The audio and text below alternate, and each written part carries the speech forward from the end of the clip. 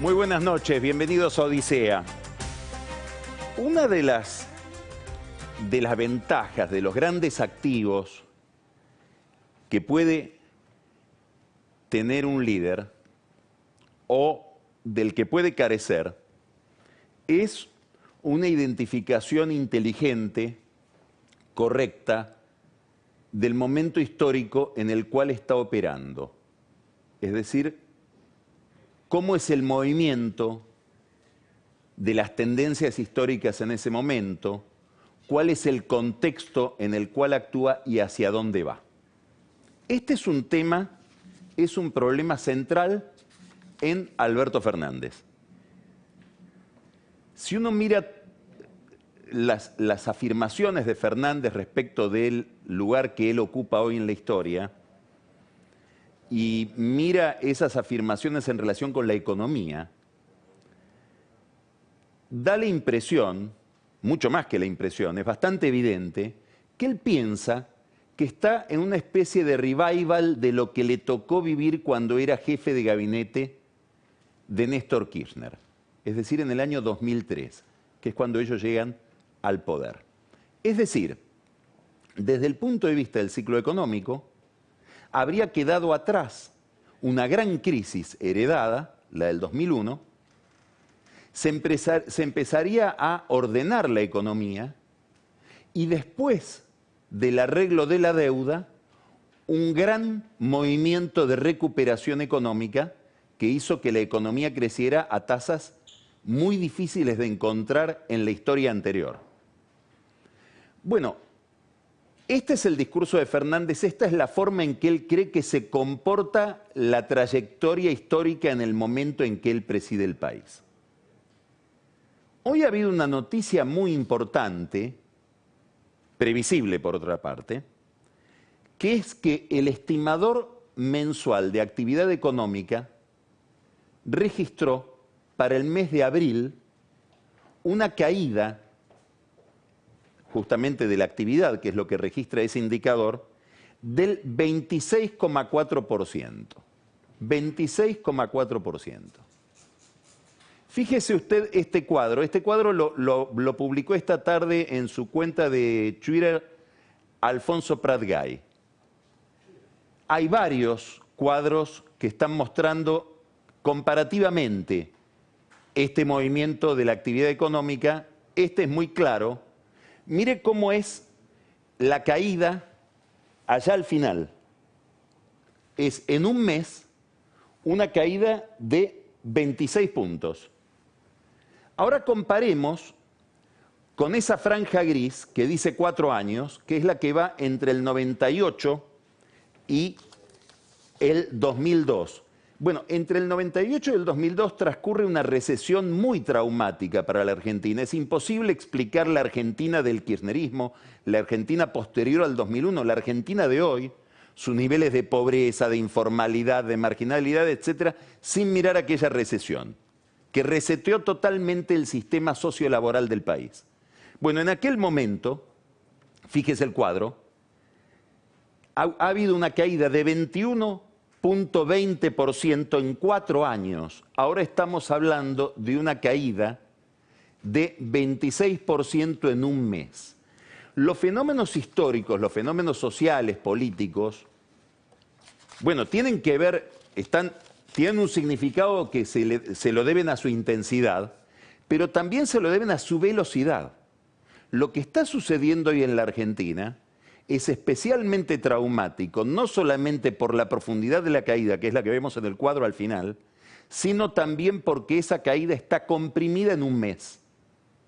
Y todavía no sabemos qué pasa con el mes siguiente, todavía no sabemos qué pasó en mayo.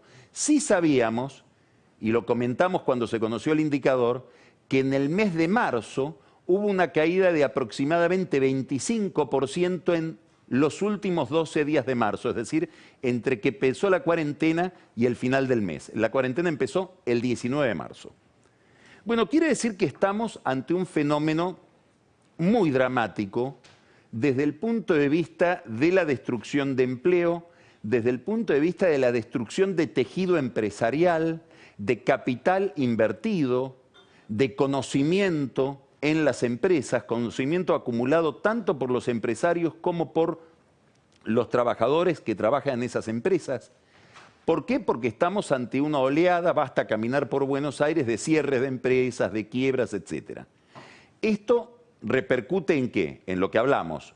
Aumento de la pobreza, se presume que va a llegar al 50%, aumento de la indigencia, aumento de los niveles de desempleo, tensión en el sistema financiero porque las empresas que entran en convocatoria, a ver, Vicentín por otras razones también es una especie de mega caso de esto, presionan sobre los bancos y dejan de pagar, caída en los niveles de recaudación, menos tributos, ¿por qué? Y porque la gente deja de pagar los impuestos y además consume menos, no hay ganancias, menos consumo, menos IVA. Es decir, esto es lo que habría que corregir de ese discurso que más o menos subliminalmente produce Alberto Fernández. El cuadro este nos muestra que el 2001 no está atrás. Sí heredó una crisis de Macri, una crisis complicada. El 2001 está adelante. Vamos hacia un 2001. Y no hay por parte del gobierno un discurso claro, no tanto de cómo saldremos de ese 2001 o cómo lo vamos a encarar, sino más bien de que lo tengamos registrado, que es lo primero que hay que hacer para tener después un programa o una hoja de ruta. Esta es una relación complicadísima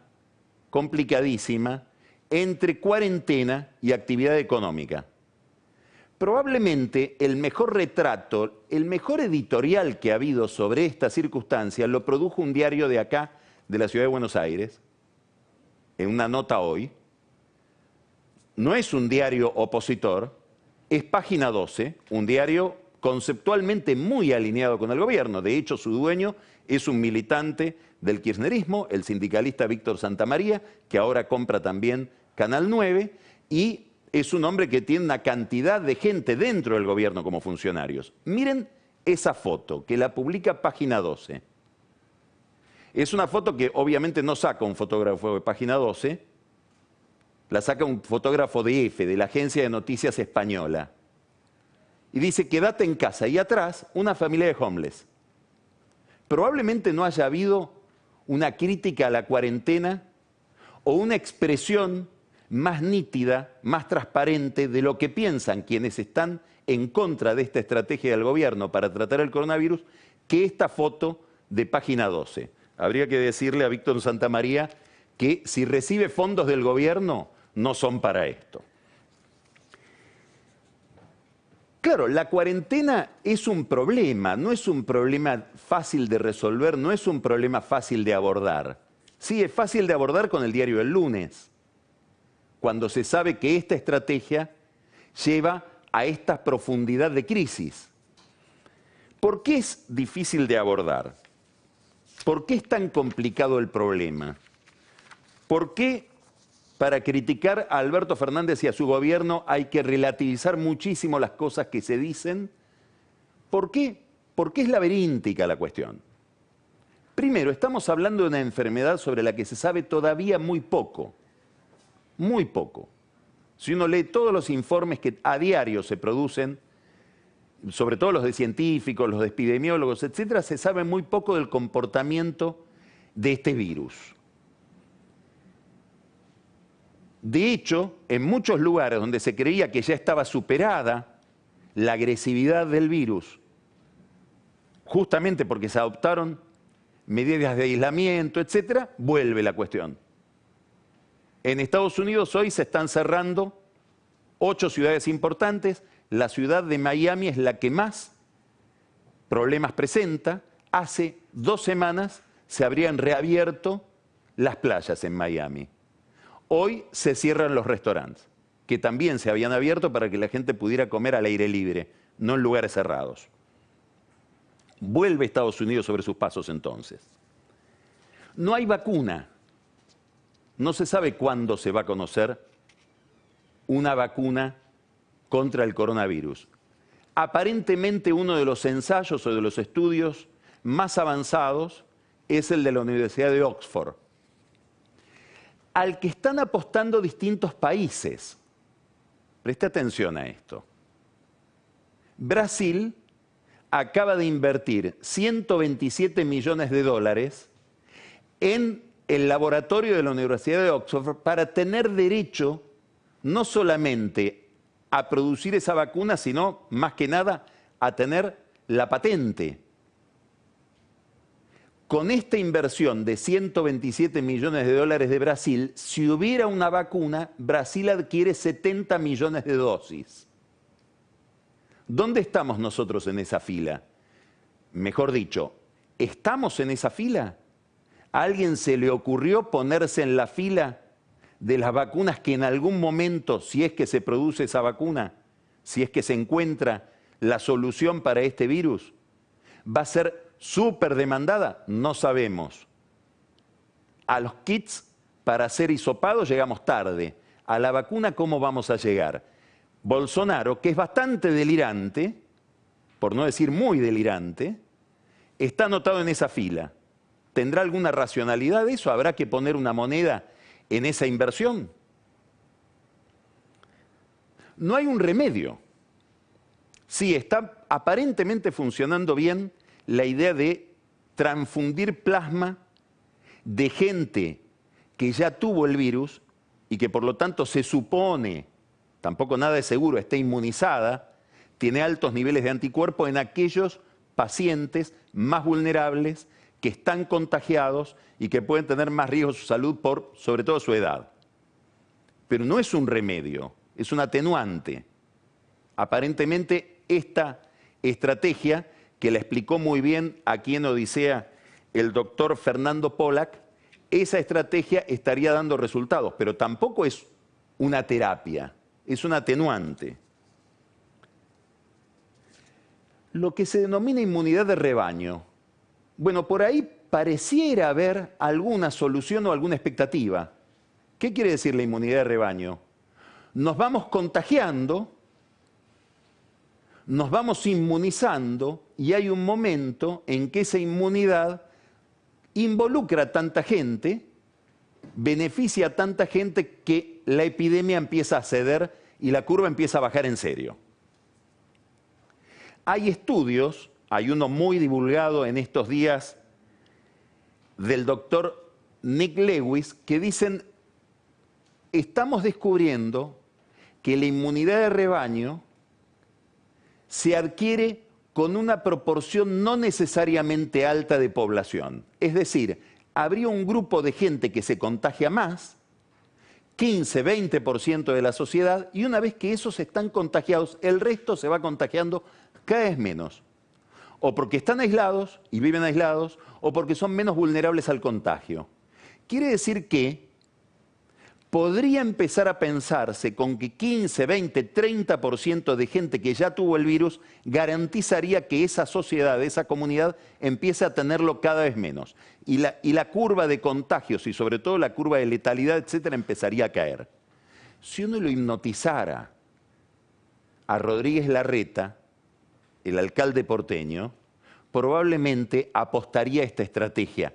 ¿Por qué digo si uno lo hipnotizara? Porque en público y consciente jamás lo va a decir, porque es políticamente incorrecto decir esto que voy a decir ahora. Y sí, va a haber que mucha gente va a tener que enfermarse para que esto se vaya solucionando no habiendo una vacuna o un remedio.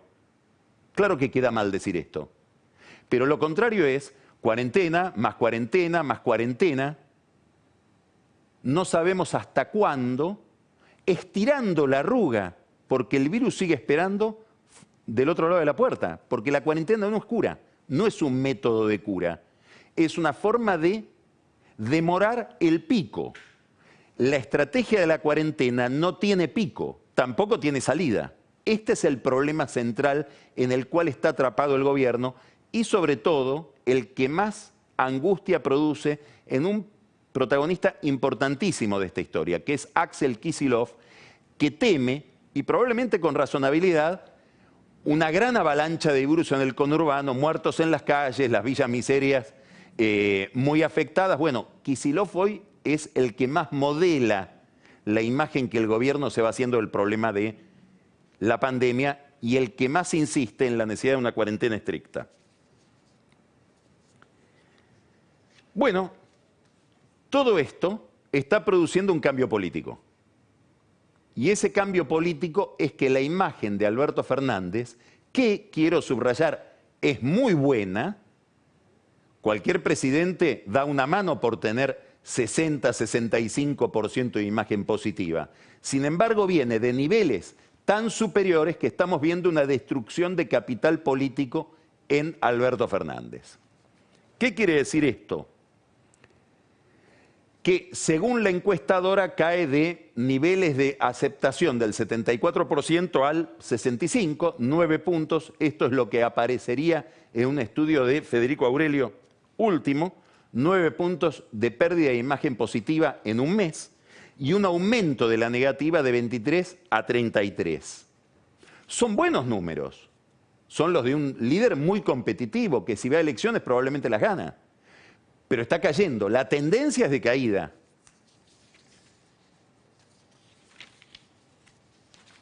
Hay encuestas como por ejemplo una de Hugo Aime que da una caída de 76 a 60 en 2 meses.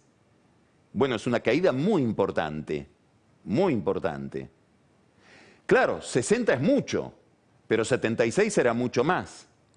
Empieza a inquietar dentro del oficialismo esta tendencia frente a una sociedad que parece enloquecida. Después vamos a hablar con Juan Germano, que es el líder de Isonomía, de una consultora muy importante de opinión pública. Vamos a hablar de estos temas. ¿Por qué digo una sociedad enloquecida? Porque es una sociedad que está asustada, quiere más cuarentena, no quiere recesión y le critica al gobierno la forma en que encaró el coronavirus.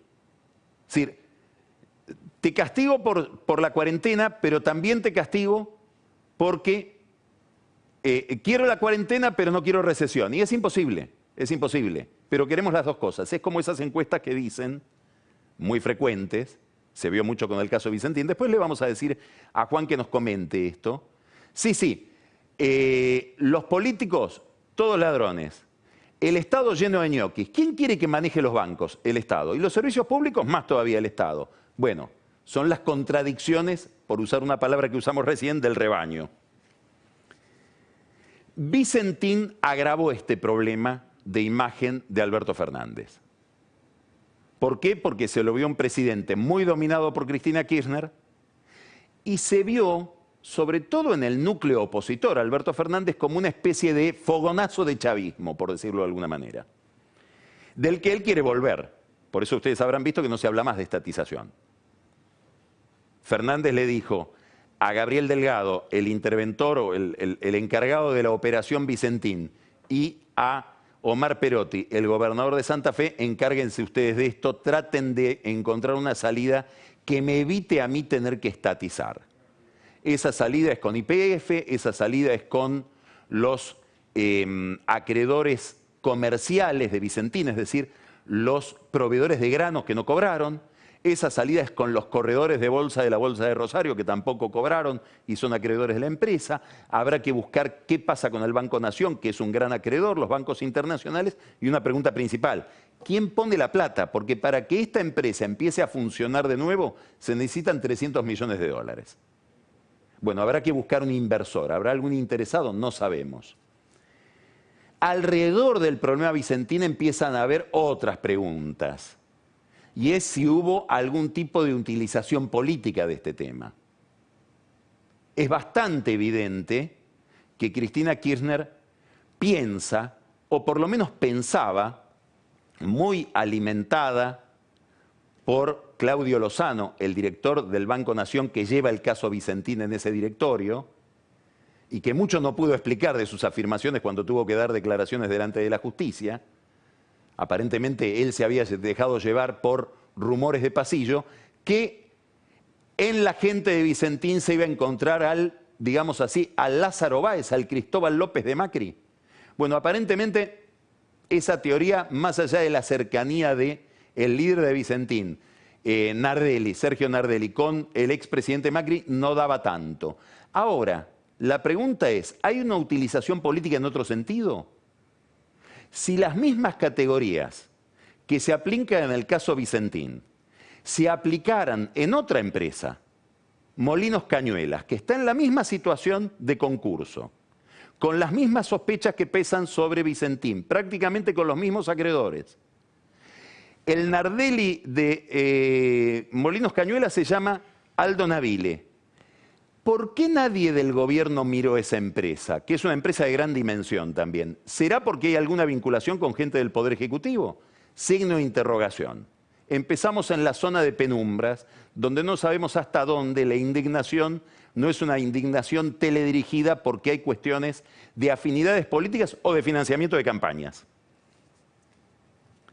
Frente a todo este cuadro que implica la caída que mostrábamos hoy en ese cuadro, estrepitosa, un derrumbe histórico, nunca visto, el impacto de ese derrumbe sobre la imagen de Fernández, es evidente que el gobierno necesita hacer algún gol, sobre todo después de Vicentín. Y ese gol es, o sería, si fuera un gol, el arreglo de la deuda. Da la impresión de que una parte importante de este problema está en vías de resolución. Hay un grupo de fondos que eran los que supuestamente tenían menos deuda de la Argentina, compraron en los últimos 2 meses bastante, como para tener más deuda ahora, e hicieron un gran negocio, apostaron a que había acuerdo. Fintech de David Martínez, muy conocedor de la Argentina, a pesar de que es mexicano y vive en Estados Unidos, muy conocedor de la Argentina. Greylock, Gramercy, son 3 fondos que prácticamente ya acordaron la reestructuración con el gobierno. Están cercanos a Massa, por lo tanto cercanos a Máximo Kirchner. Hoy podríamos decir que Massa es una especie, Massa, una proporción, Massa es a Máximo Kirchner lo que Alberto Fernández es a Cristina. El que trata de conectarlo con el exterior, el que trata de llevarlo por caminos que le son desconocidos, el que trata de convertirse en presidente si el otro no puede o no quiere ser presidente. Bueno, estos fondos estarían ya en un arreglo con Martín Guzmán.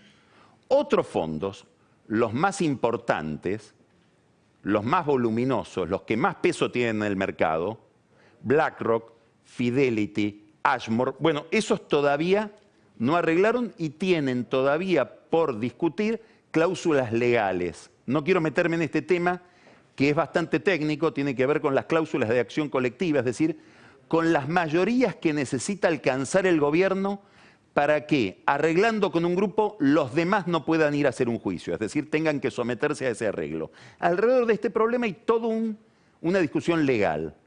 Y ya el estudio White Case, que es el estudio que defiende a estos fondos, le avisó al estudio del gobierno en Estados Unidos, Clery Gottlieb, cuidado, porque si no se resuelve este tema legal, nosotros vamos a ir a tribunales. Es un problema delicado para Martín Guzmán.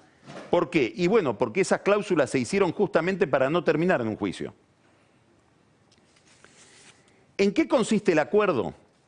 Si lo tuvimos que sintetizar mucho, en que Guzmán, desde la primera oferta a esta que ahora le aceptan Fintech, Gramercy y Greylock, puso 10.000 millones de dólares más en la oferta. Ofrece 10.000 millones de dólares más que los que ofrecía al comienzo, cuando hizo la primera oferta en el mes de abril.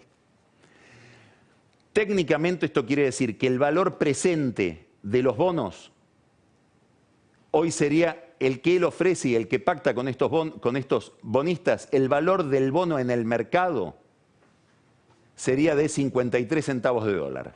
Algo que hace 3 meses valía en el mercado 25. Y que estos bonistas deben haber comprado por 30. Hace un mes y medio. Hace un gran negocio. Entre 30, yo no digo que van a poder vender ese bono en 53 al día siguiente de hacer el acuerdo, pero si lo venden en 45 hicieron una diferencia importantísima en un mundo donde la tasa de interés es 0. Gracias Guzmán por la demora, porque en la medida en que todo esto se demoró, el negocio era más grande. La tasa por la que calculan la tasa de descuento, que es como la tasa de descuento de un cheque, algo parecido, por la que calculan estos 53 centavos es de 10%, el capital va a ser similar al que está en cuestión. Esto es importante. De capital no hay recorte. el volumen de deuda medido en capital que tiene la Argentina va a seguir siendo el mismo. Lo que hay es un recorte de los intereses. Ahí es donde Guzmán saca una ventaja. El plazo en realidad se achica, claro. La deuda original tiene bonos de 100 años. Y, muy importante, finalmente es casi seguro que no va a haber un bono estímulo. Digamos, un bono por el cual te pago más, por ejemplo, si las exportaciones de la Argentina aumentan. Eso que se había discutido hasta ayer, daría la impresión de que Guzmán no lo quiere pagar por temor a que se diga, bueno, no conseguiste ninguna ventaja, aumentaste el capital más que reducirlo y no cumplís con lo que te exige la ley de administración financiera. Esa ley establece que hay 3 variables para la reestructuración: capital, intereses y plazo. En 2 tenés que encontrar mejoras. Bueno, este es un marco legal importante al cual se tiene que ajustar el ministro Guzmán. ¿Qué quieren BlackRock, Fidelity, Ashmore, los fondos grandes, los que le están discutiendo la cuestión legal? A lo mejor no quieren tanto que le resuelva la cuestión legal como 4 centavos más. Que lo que Guzmán ofrece por 53 valga 57. Claro, la oposición, sobre todo la izquierda, le va a hacer preguntas incómodas al ministro. La principal: si la deuda que vos ofrecías a 39 hace 2 meses era el máximo que podías ofrecer porque todo lo demás no era sustentable, ¿cómo explicás la sustentabilidad de 53 centavos si no eran sustentables 39? Bueno, es un problema de haber negociado en público. Al negociar en público sabemos que él ofrecía 39 y que ahora ofrece 53. Si hubiera hecho una oferta secreta y hoy nos diera el resultado, a lo mejor era más difícil conocer eso. La otra pregunta: vas a pagar los intereses caídos con un bono. Todo el tiempo que corrieron intereses que ahora los tenés que pagar. Los podrías haber reestructurado de entrada. Son 2.300 millones de dólares los que corrieron de intereses en estos meses de demora de la negociación. Bueno, tendrá sus explicaciones Guzmán, porque el tema tampoco es tan sencillo en un mundo tan incierto. Lo que más importa de esto es que para que este acuerdo de la deuda lo saque, aunque sea relativamente, a Alberto Fernández de la situación complicada en la que se encuentra, por la recesión, por esta caída brutal de la actividad económica, por los cierres de empresas, por el aumento de la pobreza y el desempleo, por este fogonazo chavista que fue Vicentín, bueno, él necesita envolver el acuerdo de la deuda en algún discurso, no digamos en un plan económico, porque eso no aparece, pero por lo menos en algún discurso que signifique para los inversores: vamos en un camino que va a ir hacia una Argentina en la cual va a valer la pena poner una moneda. No al inversor extranjero solamente, al inversor local también. Aquel que a lo mejor está viendo un negocio y dice, pero ¿vale la pena poner plata en este marco? Bueno, acá es donde falla Fernández, porque el acuerdo de la deuda lo envuelve en un discurso casi populista. Tuvo una conversación con Lula da Silva vía Zoom, donde le explicó a Lula todo lo que él está sufriendo por el desastre que está haciendo Estados Unidos en la región. Es posible, es muy probable, es seguro que, claro, la decisión de Estados Unidos de tomar el BID, la conducción del BID, es una decisión muy irritante para la región, que no pudo tener un candidato propio. Ahora, ¿hacía falta que Fernández se envuelva en la bandera populista para anular el valor que podría tener el acuerdo de la deuda? Mire lo que le dice a Fernández a Lula sobre su papel en la historia, sobre su papel no en la Argentina, en la región y en el mundo. Mire esta parte de la conversación de Fernández con Lula da Silva. Nosotros tenemos una gran oportunidad como civilización de hacer un mundo distinto. Tenemos una gran oportunidad. Yo les digo siempre a los argentinos que yo no sé si lo podré hacer en el mundo. Ni siquiera sé si lo podré hacer en América Latina. Porque no te quiero mentir, querido Lula, yo no lo tengo a Néstor, no lo tengo al Pepe Mujica, no lo tengo a Tabaré, no lo tengo a Lugo, no lo tengo a Evo, no lo tengo a Michel, no lo tengo a Lagos, no lo tengo a Correa, no lo tengo a Chávez. A duras penas Somos dos que queremos cambiar el mundo, uno está en México, se llama Andrés Manuel López Obrador y otro soy yo. Ahí está Alberto Fernández haciendo su descripción de su lugar en la historia, cambiar el mundo, por lo menos cambiar América Latina, y ofendió a todos los gobiernos de la región, inclusive a Maduro. Hay que decir que dijo, no lo tengo a Chávez, lo tengo a Maduro, que no es Chávez. Ofendió obviamente a Bolsonaro porque no lo tiene a Lula ni a Dilma, ofendió a Piñera porque no lo tiene a Lagos ni a Bachelet, ofendió a Lenín Moreno porque no lo tiene a Rafael Correa, ofendió a Lacalle Pou porque no lo tiene a Mujica ni a Tabaré Vázquez. Pero ¿sabe qué? Ofendió más que nadie a una persona. Porque en el Instituto Patria, en la sede de la vicepresidenta, cuando vieron este video, lo que se preguntaron es, Alberto, ¿extrañás a Néstor? ¿Extrañás a Chávez? ¿Extrañás a Lula? ¿Extrañás a Bachelet? ¿Para qué los necesitas si tenés a Cristina? Empezamos Odisea.